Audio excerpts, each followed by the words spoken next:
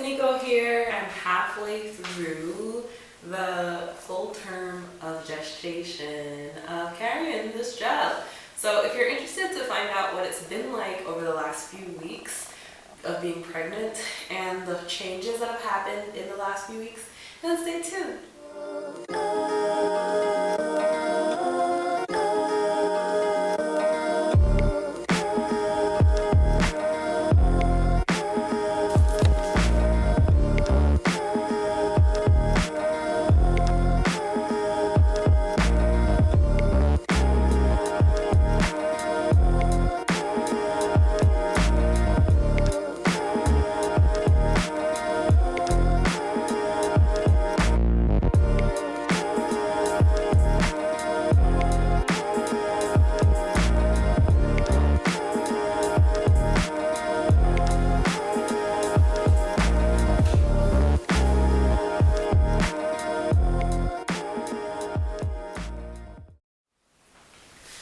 Hi everyone and welcome to my channel. My name is Nicolette. I'm a first-time mom. This is my first pregnancy ever, and I'm currently 20 weeks into my pregnancy.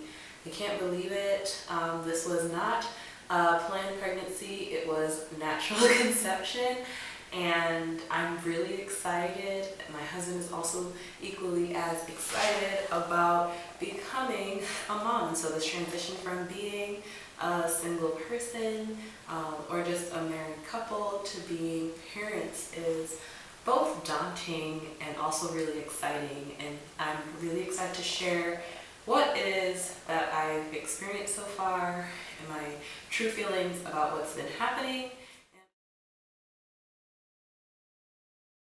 So it's week 20. As you can see, my bump has popped. You can see the roundness of my stomach in most clothes that I wear now. Pants are now no-no, so anything that does not have a stretchy waistband or is not a skirt, it's not really happening for me here any longer. So I've been mostly wearing dresses and leggings at this point. But I must say that I'm enjoying the second trimester a lot more than I did the first. That's also why it's been so long since I've recorded. I just haven't felt up to sitting in front of the camera, talking to folks, or even editing videos, which are all a part of hosting and holding space on YouTube and maintaining a channel. So that's been difficult. Some of the symptoms I've been experiencing in the last few weeks have been different than the weeks before, are just a result of my body stretching and rearranging to make space for baby Mitchell. I have begun feeling movements, so I feel flutters, I feel little, what I think I interpret to be kicks, and sometimes rolling sensations with me, which makes me feel a little nauseous, but it's awesome to be able to know without an ultrasound scan or a heart rate monitor that I'm still sustaining life in my womb up until this moment. Baby responds a lot to sweets, especially natural sweets. So I've been eating tons and tons of fruit. Apples are the jam, strawberries, mango, peaches, smoothies, any kind of fruit yogurt, parfait. That's been a constant. I have to have some of that every day. It's great, and whenever I eat those things, I notice that I feel a lot more movement. My stomach sometimes gets itchy, but I've gotten that under control because I realize that that's my skin stretching, and if it's not supple and moisturized while that stretching is happening, then I get itchy, and that might signal that there's some stretch marks in formation. So I've just been really good at making sure that I moisturize first thing in the morning, and I also moisturize before I go to bed. Anytime I take a shower, immediately moisturize, and I've been using a combination of things. I started using light oils in the beginning, but I've bumped up to actually a homemade mixture that my good friend shipped to me when she found out that I was pregnant. Her mom makes this dope mixture called Boobs, Belly, and Butt Balm, and it is the jam. It smells so good, and it's not really heavy and thick. Like, I tried using shea butter that I had in my cabinet, and it was just too much. Like, it just wasn't getting absorbed into the skin and just left me feeling sticky, but the Boo's Belly and Butt Balm has been the jam. So just keeping up a moisturization routine has been clutch for me in not feeling itchy all the time. I also really despise the taste of water, which is unfortunate because I know that I need to up my water intake because I'm always thirsty, and if I don't drink things, if I drink things that have high sugar content or or have a high caffeine content, I can't really do that. And I don't do that. I don't really drink anything with caffeine in it. But it's been hard for me to stay hydrated, except for when water is ice cold, and that's when it's immediately after I take a water bottle out of the fridge, I just have to chug it. I've started to drink one box of Vita Coco coconut water or another kind of coconut water. That'll be like 2 cups of water, just getting some liquid. But I know that I need to keep my amniotic fluid level high. I need to keep the blood circulating through my body. So I need to drink more water, but it's been really hard for me these last few weeks in comparison to the weeks before. Something that's been happening to me that's kind of gross, but I've accepted it now, is that I get reflux anytime I eat and then decide to lay down. So I can't eat something and then immediately go to sleep. So I have to time my meals and make sure that I'm sitting upright and that my body has enough time to digest food before laying down, or it'll start to come back up. I still haven't, knock on wood, still haven't thrown up not once since I've gotten pregnant, but when I do eat and decide to lay down, that's when it almost happens, and it's really gross. Something that's happened since the last time I came on here to record is that we told our parents. So what we did was a very intimate reveal of sorts. We shipped boxes to both our moms, and they got them around the same time, and we left a little gift in there letting them know, hey, like, you have a couple of months to get yourself together because you're going to be a grandmother soon. Here's a photo from the 12-week scan, and congrats on being upgraded from being a cat grandma to a human grandma. And so, yeah. Both our moms took it really interestingly. I mean, I don't think it's a surprise that we're reproducing at this point. We've been married for 3 years, officially last month, and we've known each other for 11 years officially this past August. So, I mean, it could happen at any time, and it did. So, but they both just had to do a little bit of adjusting, it seems to me, this is my interpretation, a little bit of adjusting of their images of themselves and preparing to actually have another generation of offspring that they have to take care of. So it was really nice to let them know. We let them know first, and then we started telling our closest friends. We made a cute little announcement video that we put on our Facebook page. And then we just let everyone in our general circle know via social media.